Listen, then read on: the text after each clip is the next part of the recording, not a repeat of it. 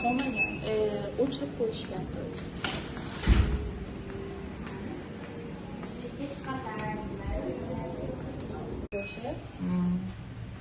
Nima shikoyat bilan kelgansizlar? Endi ovqat yaxshi yemaydi. Askariyalari bor.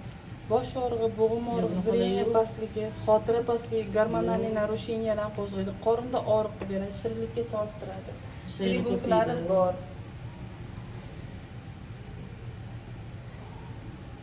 Qarang, eski axlat griboklari bor. Allergiyaga moyillikni kuchaytiradi. Bir xil tosh bilan toshirishni boshlaydi. Toshuvdi. Allergiyalarni qo'zg'aydi, ichi dam qiladi, sochlarni to'kadi. Asabiy qilib qo'yadi. Lamblyozi bor. Lamblya qanaqa qurt deyshadi? Mana bunaqa sliz qurt bo'ladi lamblya. Soch to'kilishlar, ich qotishlar, qon quyilishlarni beradi.